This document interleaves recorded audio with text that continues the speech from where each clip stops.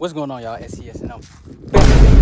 Hey, it's been raining like ridiculously. We've been trying to push on the shop, man. Y'all see just water down everywhere. So I'm definitely gonna need a drain. But the concrete building be right there. And then all that's gonna get graded.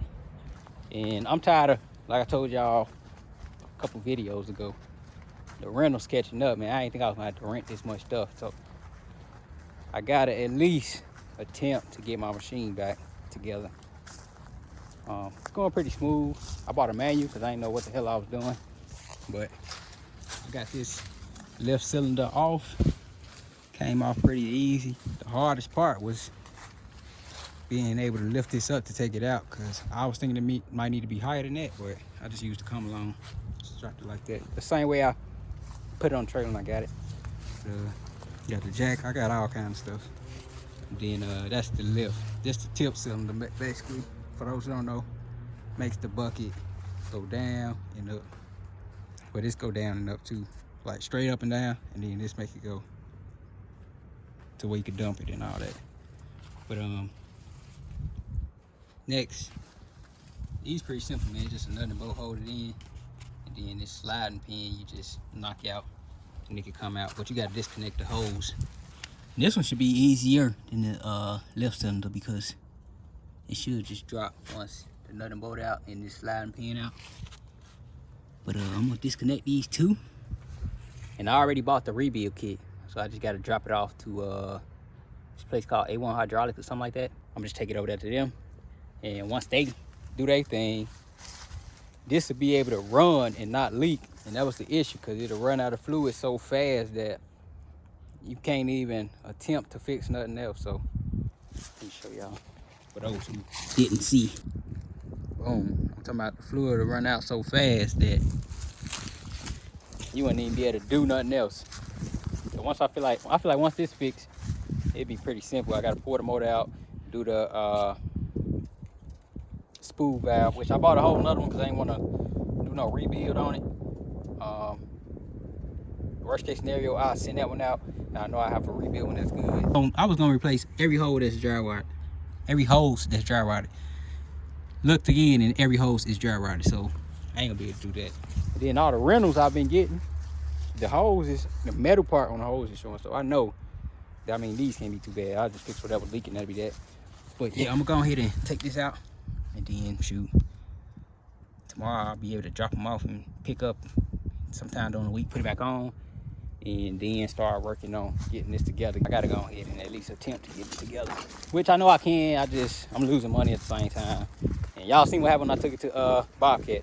That ain't happening again. So I'm gonna take my time, at least a day a week, try to work on it so I can get it going.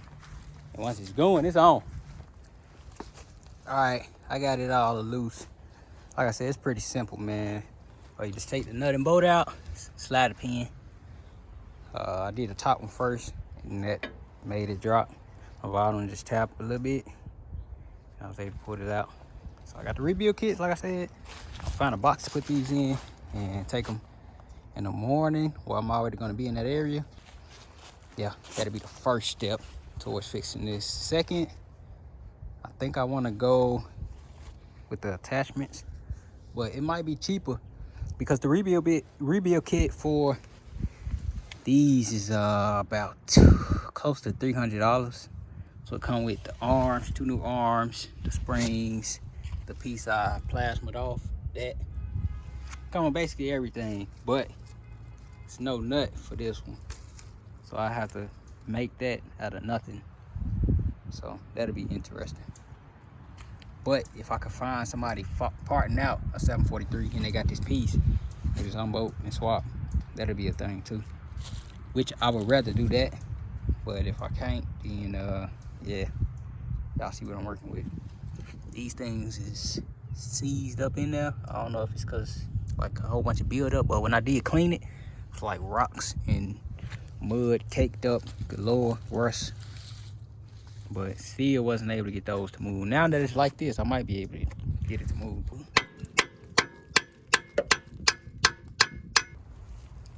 Okay, a whole lot easier than I thought, man. I got them both out. Just a little banging, that's about it. But shoot, I could have.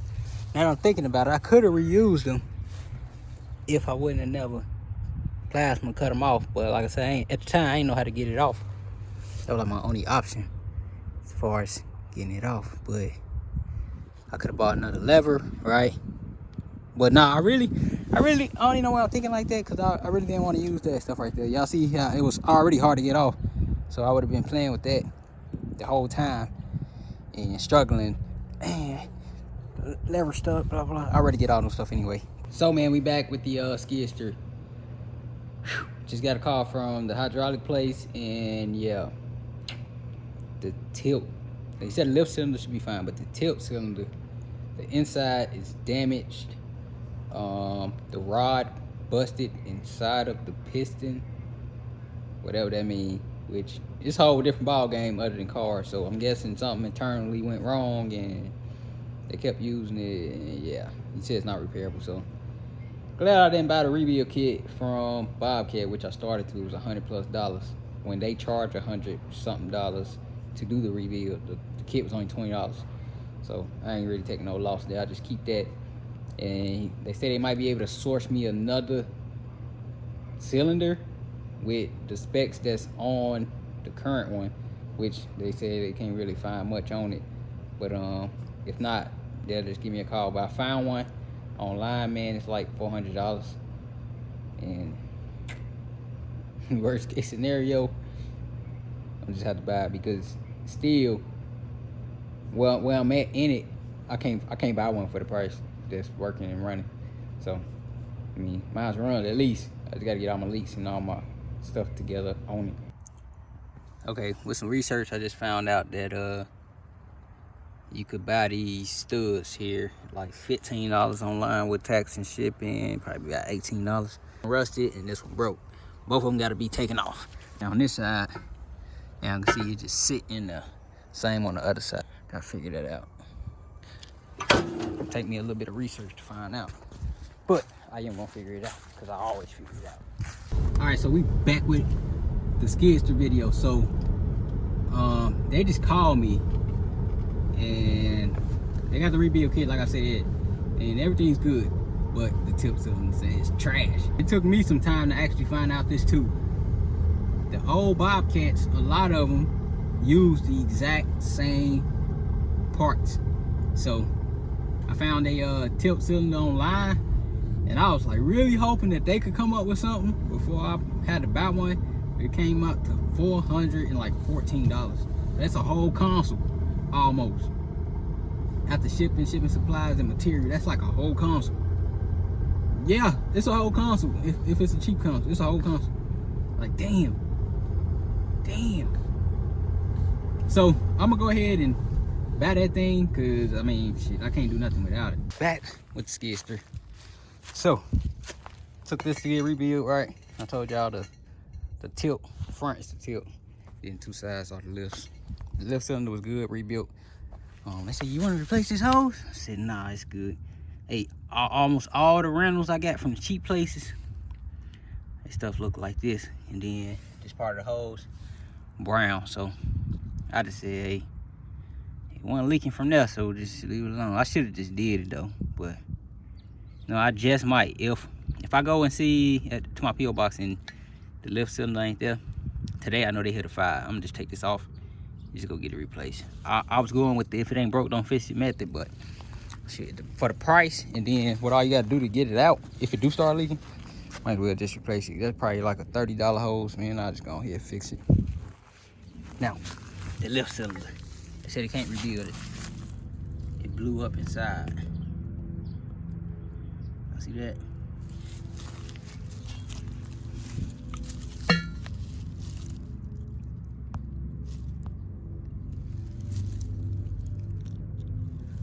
So he said, one of the builders, he said, probably the only piece I could use is this.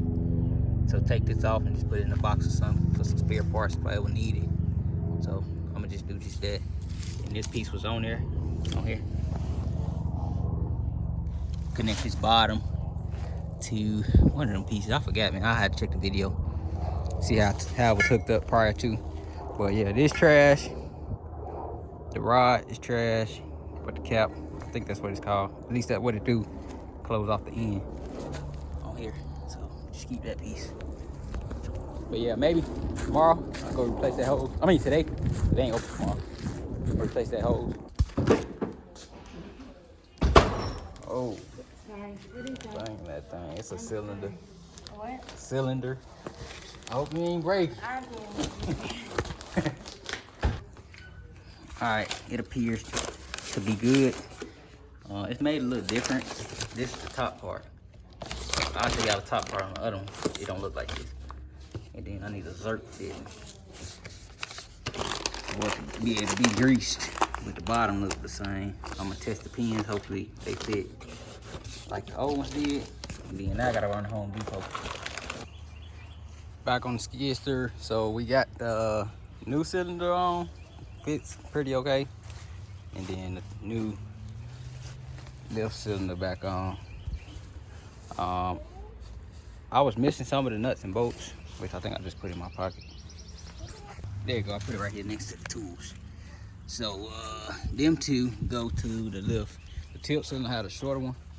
And like I said, I put everything in this seat and I don't see that one. So going to the store, buying two, because the top one didn't have one. Just only the bottom one had one. So I want y'all to let me know if this is a thing, because I don't think it's supposed to be like this. Well, no, it's not moving, but it's a gap on both sides, so it could move easily before I put the bottom in. So I don't know. We'll see though.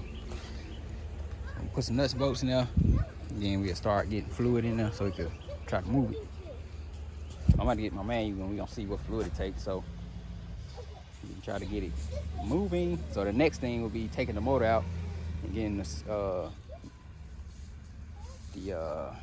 control valve swapped, and then fixing all the leaks in the motor, because it look like it's leaking oil, but from where I don't know. Let's see. Yep. But yeah, little by little we gonna get it. Little by little. It ain't no rush job, because the reason I bought it is done. A whole concrete pad done back there, so ain't really no rush job no more. But yeah. So next up, we'll be putting fluid in it and moving it around so we could get everything diagnosed, so we can eventually start using it for all that motor work and yard work, and possibly doing some light grading, playing around. But yeah, y'all stay tuned, man. SCS, I'm out.